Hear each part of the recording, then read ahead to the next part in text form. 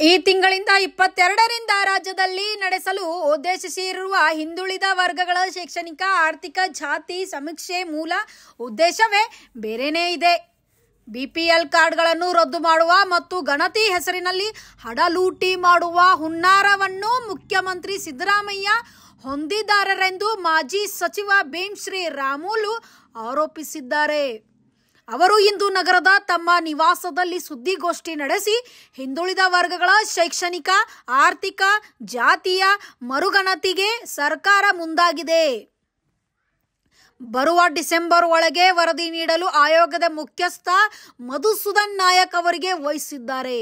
ಮಧುಸೂದನ್ ಅವರು ಸಿದ್ದರಾಮಯ್ಯ ಅವರಿಗೆ ಬಹು ಆಪ್ತರು ಎಂಬುದನ್ನು ಮರೆಯಬೇಕಿಲ್ಲ. ಕಳೆದ 10 ವರ್ಷಗಳ ಹಿಂದೆ 150 ಕೋಟಿ ರೂಪಾಯಿ ವೆಚ್ಚ ಮಾಡಿ 54 ಪ್ರಶ್ನೆಗಳಿಗೆ ಮೂಲಕ ಕಾಂತರಾಜ್ ಸಮಿತಿ ಸಮೀಕ್ಷೆ ವರದಿ ಮಾಡಿತ್ತು. ಅದು ಅವೈಜ್ಞಾನಿಕ ಎಂದು ಈಗ 60 ಪ್ರಶ್ನೆಗಳ ಮೂಲಕ ಸೆಪ್ಟೆಂಬರ್ 22ರಿಂದ 420 ಕೋಟಿ ರೂಪಾಯಿ ವೆಚ್ಚದಲ್ಲಿ ಸಮೀಕ್ಷೆ ನಡೆಯಲಿದೆ. ಹೀಗೆ ಸಮೀಕ್ಷೆಗಳ ಹೆಸರಿನಲ್ಲಿ ಜನರ ದುಡ್ಡನ್ನು ಲೂಟಿ ಮಾಡಲು ರಾಜ್ಯ ಕಾಂಗ್ರೆಸ್ ಸರ್ಕಾರ ಮುಂದಾಗಿದೆ ಎಂದು ರಾಮುಲು ಕಿಡಿಕಾರಿದ್ದಾರೆ. ಬಹುಶಃ ಇವತ್ತು ರಾಜ್ಯ ಸರ್ಕಾರ ಮರು ಜನಗಣತಿ ಪ್ರಾರಂಭ ಕೂಡ ಮಾಡಿದೆ.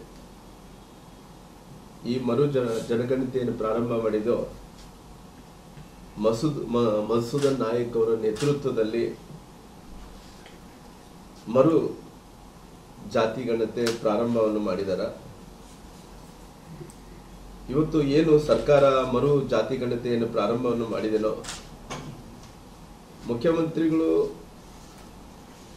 ಒಂದು ತೀರ್ಮಾನ ಏನಂದ್ರೆ ಇದು ಮರು ಜಾತಿ ಗಣತಿ ಆಗಬೇಕು, ಜೊತೆಲಿ ಅದರಲ್ಲಿ ಸಮಯ ಕೊಟ್ಟಿದ್ದಾರೆ, ಡಿಸೆಂಬರ್ ಒಳಗಡೆನೆ ಈ ಕಮಿಟಿ ವರದಿ ನೀಡಬೇಕು ಅಂತೇಳಿ ಮುಖ್ಯಮಂತ್ರಿಗಳು. ಜಾತಿ ಗಣತಿ ಅಲ್ಲ, ಶೈಕ್ಷಣಿಕ ಮತ್ತು ನಾನು ಮತ್ತೆ ಮುಂದಕ್ಕೆ ಬರ್ತೀನಿ ಸರ್. ಹಂಗಾಗಿ ಇವತ್ತು ಶೈಕ್ಷಣಿಕವಾಗಿ ಆಗಿರ್ಬೋದು, ಜಾತಿ ಗಣತಿ ಆಗಿರ್ಬೋದು, ನಂತರ ಆರ್ಥಿಕ ಗಣತಿ ಆಗಿರ್ಬೋದು, ಇವೆಲ್ಲವನ್ನು ಕೂಡ 3 ಕೂಡ ಜೋಡಿಸಿದ್ದಾರೆ. ಇದರಲ್ಲಿ ಈ 3 ಜೋಡಿಸಿರೋ ಕಾರಣ ನಂದು ವಾದ ಏನಂದ್ರೆ ಈ ಕಮಿಟಿ ಡಿಸೆಂಬರ್ ಒಳಗಡೆನೆ ಈ ವರದಿ ನೀಡಬೇಕು ಅಂತೇಳಿ ಏನು ಈ ಕಮಿಟಿಯಲ್ಲಿ ಮಧುಸೂದನ್ ನಾಯಕ್ ಅವರಿಗೆ ಏನೋ ಅವರು ಜವಾಬ್ದಾರಿ ಒಪ್ಪಿಸಿದಾರೋ. ಇವತ್ತು ನಮ್ಮ ಜನಸಂಖ್ಯೆ ಹತ್ತತ್ರ ನಾವು 6 ಕೋಟಿ ಅಂತ ಕರೀತಾ ಇದ್ವಿ.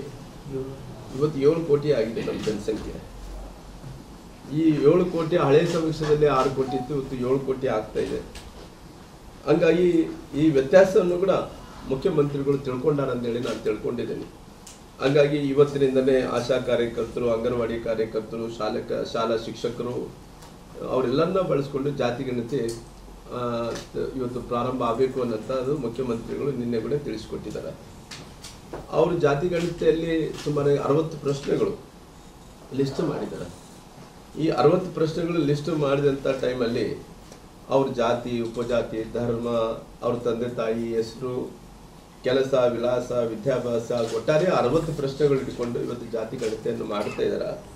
ಹಂಗಾಗಿ ನಾನು ಸರ್ಕಾರಕ್ಕೆ ಕೇಳ್ತಾ ಇದ್ದೀನಿ, ಹಿಂದೆ ಕಾಂತರಾಜ್ ವರದಿ ವಿಚಾರದಲ್ಲಿ 54 ಪ್ರಶ್ನೆಗಳು ಇಟ್ಕೊಂಡಿತ್ತು. 54 ಪ್ರಶ್ನೆಗಳು ಇಟ್ಕೊಂಡಂಥ ಟೈಮಲ್ಲಿ ಕೂಡ ಆಶಾ ಕಾರ್ಯಕರ್ತರು ಮನೆಗೆ ಹೋಗಿ ಜಾತಿ ಗಣತಿ ಮಾಡ್ಕೊಂಡು ಶುರು ಮಾಡಿದ್ರು. ಸುಮಾರಾಗಿ ಟೀಚರ್ಸ್ ಅಂದರೆ ಶಿಕ್ಷಕರು ಎಲ್ಲರೂ ಕೂಡ ಸೇರಿ ಸುಮಾರಿಗೆ ಹತ್ತತ್ರ 1,75,000 ಮಂದಿ ಒಂದು ಟೀಚರ್ಸ್ ಏನಿದೆ ಅವರೆಲ್ಲ ಕೂಡ ಜಾತಿ ಸಮೀಕ್ಷೆಯನ್ನು ಮಾಡಿದ್ರು. ಹಂಗಾಗಿ ಅವ್ರಿಗೆಲ್ಲರಿಗೂ ಕೂಡ ಇವತ್ತು ಟ್ರೈನಿಂಗ್ ಕೂಡ ಕೊಡಬೇಕಾಗಿದೆ. ಇವತ್ತು ನೋಡ್ರಿ ಡಿಸೆಂಬರ್ ಒಳಗಡೆ ಮತ್ತೆ ಇವಾಗ ಪುನಃ ಟ್ರೈನಿಂಗ್ ಕೊಡಬೇಕು. ಟ್ರೈನಿಂಗ್ ಕೊಟ್ಟ ಮೇಲೆ ಇದೆಲ್ಲ ಆಗಬೇಕು. ಇವೆಲ್ಲ ಆಗ್ಬೇಕಾದ್ರೆ ಅವ್ರು ಸುಮಾರು ಕಷ್ಟ ಆಗ್ಬೋದು ಅಂತೇಳಿ ಎಲ್ಲರಿಗೂ ತಿಳ್ಕೊಂಡಿದ್ವಿ. ಹಂಗಾಗಿ ಡಿಸೆಂಬರ್ 27ಕ್ಕೆ ಗಡುವು, ಸೆಪ್ಟೆಂಬರ್ 22ಗೆ ಗಡುವು, 9 ದಿನಕ್ಕೆ ಶುರು ಆಗುತ್ತೆ. 22ಕ್ಕೆ ಗಡುವು ಕೊಟ್ಟಿದ್ದಾರೆ. ಆ 22 ಸೆಪ್ಟೆಂಬರ್ ಒಳಗಡೆನೆ ಅವ್ರಿಗೆ ಯಾವ ರೀತಿ ಏನು ಮುಕ್ತಾಯ ಮಾಡ್ತಾರೋ ಒಂದುಗಳು ಗೊತ್ತಾಗ್ತಲ್ಲ. ಅವ್ರಿಗೆ ಕಾಲಮಿತಿ ಮಾತ್ರ ಏನು ಈ ಟ್ರೈನಿಂಗ್ಗೆ ಇದಕ್ಕೆಲ್ಲ ಕೂಡ ಒಂದು 15 ದಿನಗಳ ಮಾತ್ರ ಸಮೀಕ್ಷೆ ಇಟ್ಕೊಂಡು ಮಾಡ್ತಾ ಇದ್ದಾರೆ.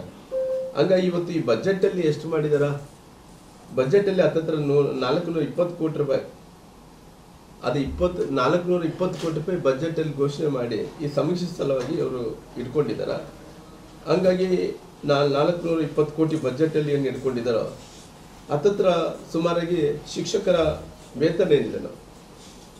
ಈ ಶಿಕ್ಷಕರ ವೇತನ ಏನಿದೆನೋ ಅದಕ್ಕೆ ನಮ್ಮ ಓನ್ಲಿ ಟೀಚರ್ಸ್ಗೆ 420 ಕೋಟಿಯಲ್ಲಿ ಟೀಚರ್ಸ್ಗೆ ನಮಗೆ 325 ಕೋಟಿ ಆಗ್ತಾ ಇದೆ. 20 ಕೋಟಿ ಆಗೋಂಥ ಟೈಮಲ್ಲಿ ಸುಮಾರಾಗಿ ಹತ್ತತ್ರ ಅವರು ಅವ್ರಿಗೆ ಟಾರ್ಗೆಟ್ ಫಿಕ್ಸ್ ಮಾಡಿದ್ದಾರೆ. ಏನು ಟಾರ್ಗೆಟು? ಪ್ರತಿ ಮನೆಗೂ ಕೂಡ ಹೋಗಲೇಬೇಕು. ಅವ್ರ ಟಾರ್ಗೆಟ್ ಏನು ಮಾಡಿದರೆ ಒಂದೊಂದು ಮನೆ 120ರಿಂದ 150 ಮನೆಗಳು. ಆ 120ರಿಂದ 150 ಮನೆಗಳು ಇಟ್ಕೊಂಡು ಅಲ್ಲೊಂದು ಟೋಲ್ ಫ್ರೀ ಮಾಡಿಕೊಂಡು ಟಾರ್ಗೆಟ್ ಇಟ್ಕೊಂಡು ಕೆಲಸವನ್ನು ಮಾಡ್ತಾ ಇದ್ದಾರೆ. ಹಂಗಾಗಿ ಅವ್ರನ್ನ ಫಾರಮ್ ಫಿಲ್ ಮಾಡಬೇಕು, ಇದಕ್ಕೆಲ್ಲ ಕೂಡ ಏನೇನು ಹೊಸ ಸಮೀಕ್ಷೆದಲ್ಲಿ ಏನೇನು ಬೇಕು ಎಲ್ಲವನ್ನು ಕೂಡ ಮಾಡುತ್ತೆ ಕೆಲಸ ಮಾಡ್ತಾ ಇದ್ದಾರೆ.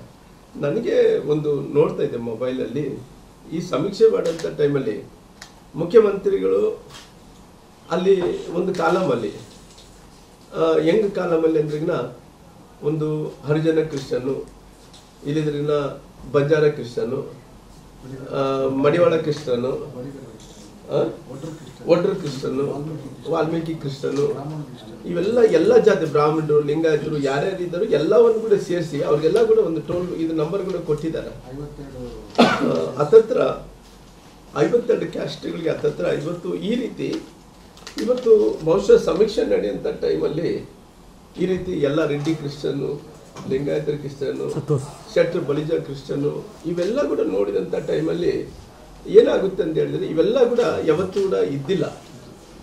ಇವತ್ತು ಒಂದು ಟೆಕ್ನಿಕಲ್ ಆಗಿ ಅವ್ರಿಗೆ ಏನು ಅರ್ಥ ಆಗ್ತಾ ಇಲ್ಲ ಅಂದ್ರೆ ಮಾಡಿ ಸಮೀಕ್ಷೆ ಮಾಡೋದ್ರಿಂದ ಮುಂಚೆನೇ ನೀವು ಭಾಳಷ್ಟು ಸುಮಾರಾಗಿ ಹತ್ತತ್ರ 165 ಕೋಟಿ ಅದನ್ನು ವ್ಯರ್ಥ ಮಾಡಿದ್ರಿ. ಮತ್ತು ಇವತ್ತು 400 ಕೋಟಿ 420 ಕೋಟಿ ಇಟ್ಕೊಂಡಿದ್ರಿ.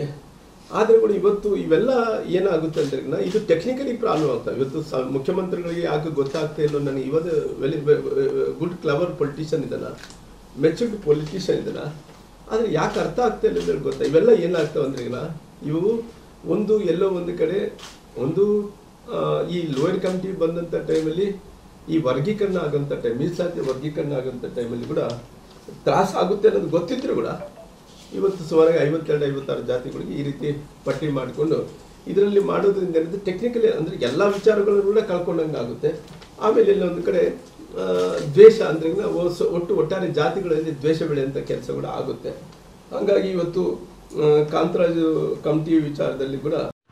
Thanks for watching. Read, discuss and debate with editor Dr. Yan Prashant Rao. Wanted reporters in print, digital and visual media for Bharat Vaibhav Daily Newspaper, BV News 5 Channel and BV Fast Web News from all the talukas of Karnataka, Goa and Maharashtra. If interested, send your resume to 9019229369.